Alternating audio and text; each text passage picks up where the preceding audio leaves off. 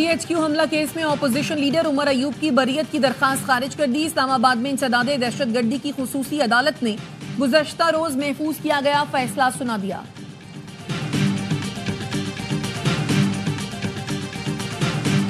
There is a law of the parliament that bars that you cannot protest in the red zone. They did come. Once they reached and breached just a square away from the red zone, reached there, then we had no choice. Red zone में कोई एहतजाज नहीं किया जा सकता। State guest की आमद के मौके पर ही एहतजाज की कॉल क्यों दी गई?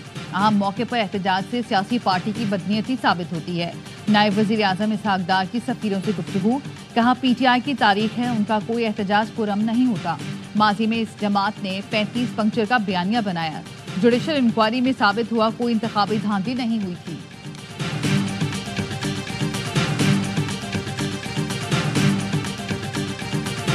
चौबीस नवंबर का एहतजाज इस्लामाबाद के ताजिरों की तौहीन अदालत की दरखास्त पर समा। चीफ जस्टिस आमिर फारूक हुकूमत और इंतजामिया पर बरहम, कहा अपने अमनो अमान बहाल करना था मगर आपने पूरा इस्लामाबाद बंद कर दिया। मीडिया पर कहा अदालती ऑर्डर पर इजाजत नहीं दे रहे, आपने मेरे अहकामात की खिलाफ वर्जी की है।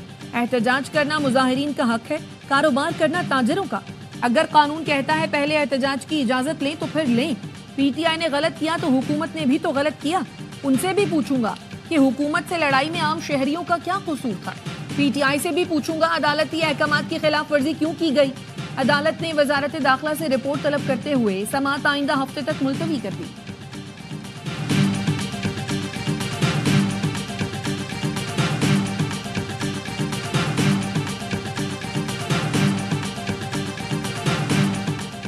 पेशावर हाईकोर्ट ने जरताज गुल शिबली फराज रऊफ हसन को 27 दिसंबर तक राहदारी जमानत दे दी। हाईकोर्ट ने असद कैसर, शहराम तरकई और दीगर PTI रहनुमाओं को भी 24 दिसंबर तक हिफाजती जमानत दी। चीफ जस्टिस हाईकोर्ट ने रिमार्क्स दिए, दूसरे सूबे की हद तक हिफाजती जमानत देते हैं, वहां अदालत से रुजू करें। आप तो सारे यहाँ आए हैं, इजलास भी बुला लें। चीफ जस्टिस के रिमार्क्स पर अदालत ने कहे वजीर आला KP अली अमीन गंडापुर ने D चौक पर एहतजाज के मुकदमे से इंसदाद दहशतगर्दी की दफा खत्म करने के लिए इस्लामाबाद हाईकोर्ट से रुजू कर लिया।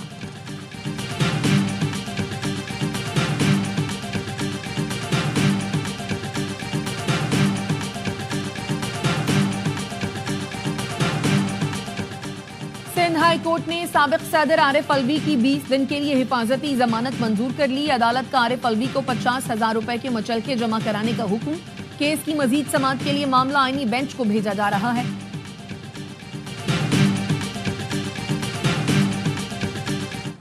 Stability on the currency side, foreign exchange reserves which had dipped to 2 weeks of import cover, we will be at 3 months of import cover, which will be good place to be in terms of international benchmarks. ज़र मुबादला के ज़खायर 2 माह के हो गए हैं, जो आइंदा चंद हफ्तों में 3 माह तक के हो जाएंगे। 6 माह में शरह सूद 13% पर आ चुकी है। वजीर खजाना मोहम्मद औरंगजेब का तकरीब से खिताब, कहा करंट अकाउंट खसारा कम हुआ, महंगाई 70 माह की कम तरीन सतह पर आ गई। मुल्क की मईशत बेहतरी की जानिब गामजन है। अब हमने मौशी इस्तेहकाम की बुनियादों को मजबूत करना है। मईशत में निजी शोबे का अहम किरदार है। हुकूमत निजी शोबे को पॉलिसी गाइडलाइन देगी, वो काम नहीं करेंगे जो पहले हुए थे।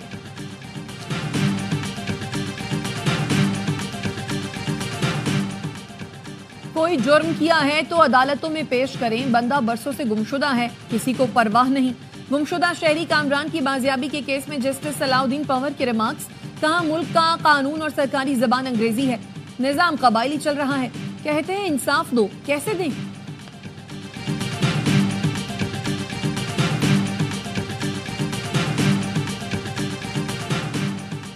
लाहौर के अलावा मुल्क भर में रेलवे स्कैनर्स खराब होने का इंकशाफ। रेलवे पुलिस हुकाम ने कायमा कमेटी को बताया, रेलवे स्टेशन के वॉक थ्रू गेट खराब हैं। कायमा कमेटी की कन्वीनर रमेश लाल का कहना था कि कोयटा में रेलवे को DS का ड्राइवर चलाता है। CEO रेलवे कमेटी की हिदायत के बावजूद नहीं आते। हम यहाँ क्या वक्त ज़ाया करने के लिए बैठे हैं? वज़ीर आज़म को लिख कर भेज देते हैं, उनका महकमा है, वो खुद देखें।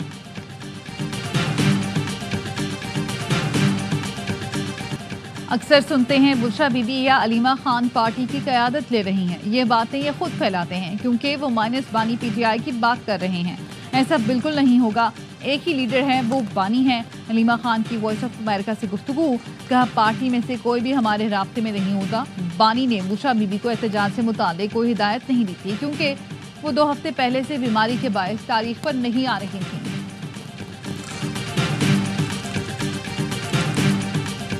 पाक बहरिया के साबिक सरबरा एडमिरल यस्तूरुल हक मुल्क मलिक लाहौर में इंतकाल कर गए। एडमिरल यस्तूरुल हक मलिक 1988 से 1991 तक नेवल चीफ रहे।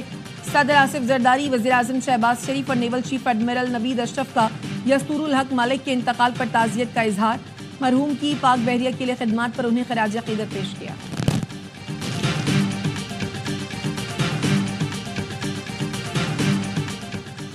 पंजाब के सरकारी मुलाजमीन के लिए पेंशन में सालाना इजाफा खत्म। महकमा खजाना के 2011, 2015 और 2022 के मरासले के तहत जारी पेंशन में इजाफा खत्म कर दिया गया। मरासले में कहा गया कि तमाम महकमे 2 दिसंबर 2024 के नए मरासले के तहत पेंशन में इजाफा रोकने के लिए इक़दाम करें।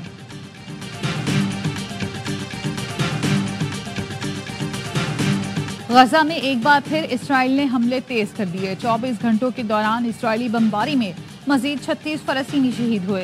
अलबरीज कैंप पर इसराइली तैयारों ने स्कूल को निशाना बनाया जहां बेघर अफराद ने पनाह ले रखी थी। बमबारी से दर्जनों खैमे जल गए। उधर लबनान में जंगबंदी की खिलाफ वर्जी करते हुए इसराइल की बमबारी जारी। जनूबी लबनान में इसराइली हमले में 12 अफराद शहीद हो गए। इसराइली वज़ीर दिफा ने हठधर्मी दिखाते हुए कहा जंगबंदी खत्म हुई तो इसका जिम्मेदार लबनान होगा। धमकी दी कि जंगबंदी के खात्मे के बाद लबनान और हिजबुल्लाह में कोई तफरीक नहीं करेंगे।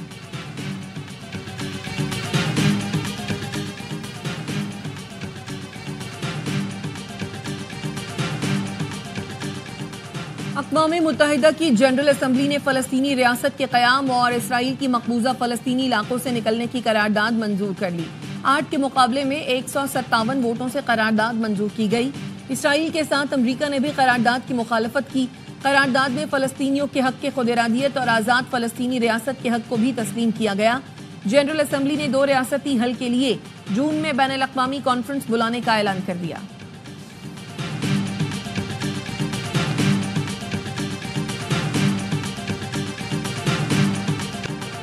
और दौरा जनूबी अफ्रीका के लिए कौमी स्क्वाड्स का ऐलान। बाबर आजम की तीनों फॉर्मेट्स में वापसी। सुफियान मुकीम को पहली बार वनडे स्क्वाड में शामिल कर लिया गया। Fast bowler Shaheen Afridi white ball squad का हिस्सा।